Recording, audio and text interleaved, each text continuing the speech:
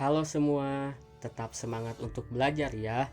Kali ini kita akan belajar mengenai sistem persamaan linier 3 variabel. Kalian pernah tidak ada kondisi di mana harus menghitung harga suatu barang atau harus mencari nilai suatu hal tertentu? Misalnya, kalian disuruh orang tua untuk membeli terigu, gula, dan beras di warung. Pas udah di rumah, orang tua pasti bertanya harga satuan barangnya. Padahal, kalian cuma bayar sesuai total harga yang disebutkan penjaga warung. Akhirnya, harga barangnya harus kalian hitung satu persatu untuk menjawab pertanyaan orang tua. Ada yang pernah gitu juga? Contoh lainnya, kalian lagi di acara kumpul keluarga besar. Di sana, orang tua mengenalkan kalian sama saudara-saudara yang sebelumnya tidak pernah ketemu. Misalnya, om dan tante tidak tahu umurnya sendiri dan bilang om umurnya 2 tahun lebih muda dari bapak, sedangkan tante umurnya justru 6 tahun lebih tua dari om. Waduh, gimana cara kalian tahu umur om dan tante yang sebenarnya? Nah, kalian tahu tidak, harga satuan barang dan umur anggota keluarga tersebut bisa dicari dengan menerapkan sistem persamaan linier 3 variabel. Karena contoh-contoh tadi mengandung 3 variabel yang bisa diselesaikan menggunakan persamaan linier. Penasaran gak sih gimana cara menemukan solusi dari permasalahan SPLTV?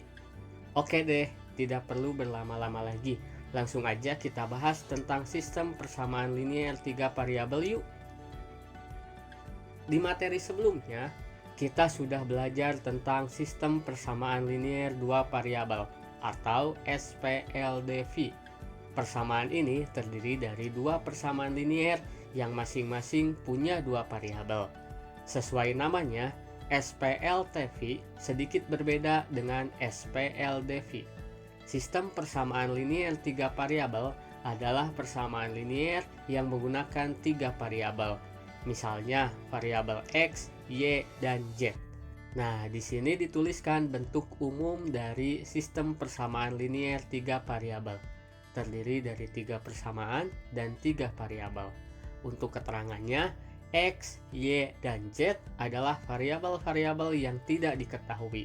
Sementara A1, A2, A3, B1, B2, B3, C1, C2, C3, D1, D2, dan D3 adalah koefisien-koefisien yang diketahui dan merupakan bilangan real.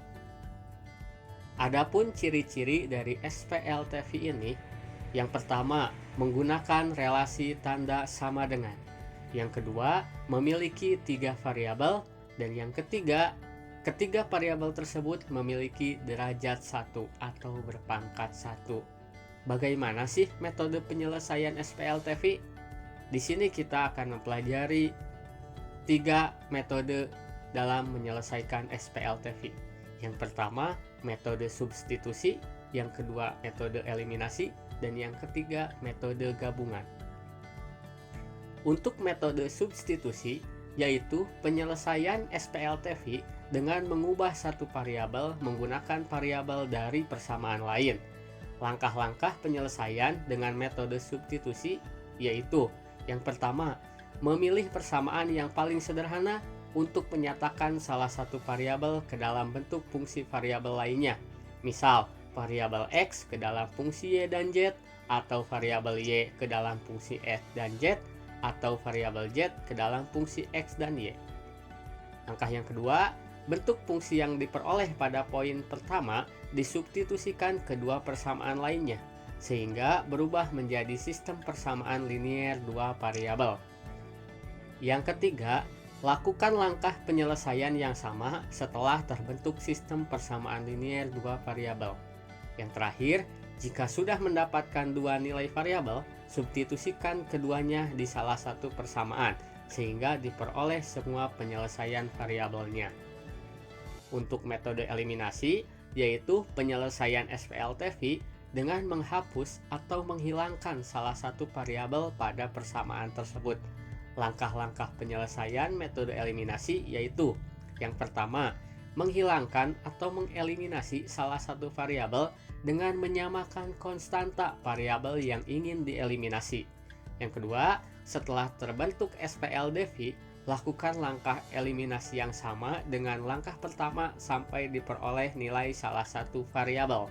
Yang terakhir, lakukan langkah yang sama sampai semua variabel diketahui. Nah, untuk metode gabungan berarti menyelesaikan SPLTV dengan menggunakan substitusi dan eliminasi sekaligus. Nah, pada pembelajaran kali ini, kita akan menyelesaikan masalah kontekstual yang berkaitan dengan SPLTV dalam budaya, yaitu batik. Apa yang kalian ketahui ketika mendengar kata batik?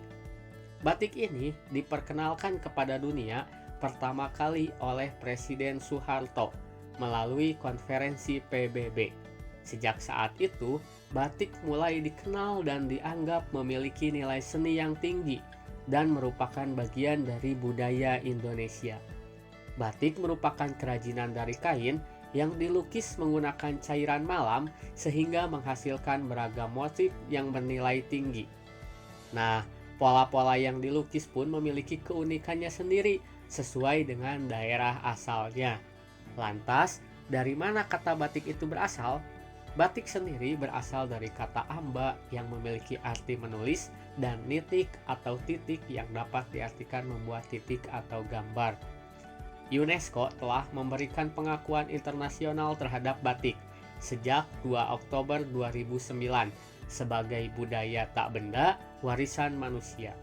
Sejak saat itu, maka tanggal 2 Oktober ditetapkan sebagai Hari Batik Nasional. Sebagai pelajar, kira-kira apa ya yang bisa kita lakukan untuk melestarikan batik? Tentunya, sebagai pelajar di SMK Negeri 3 Tasikmalaya, terlebih lagi jurusan tekstil, kita perlu ikut andil dalam melestarikan batik. Kita belajar untuk memproduksi batik dan dipasarkan, baik melalui pasar konvensional maupun melalui pasar online. Terdapat beberapa jenis batik khas Tasikmalaya, yaitu batik Sukapura atau Sukaraja, batik Sawoan atau Karajinan atau Wuruk, dan batik Tasikat atau Tasik. Nah, contoh-contohnya bisa dilihat pada gambar berikut. Apakah bisa kita menggunakan SPLTV dalam menyelesaikan masalah tentang batik? Mari kita belajar menyelesaikan permasalahan SPLTV yang berkaitan dengan batik menggunakan metode gabungan. Mari kita belajar.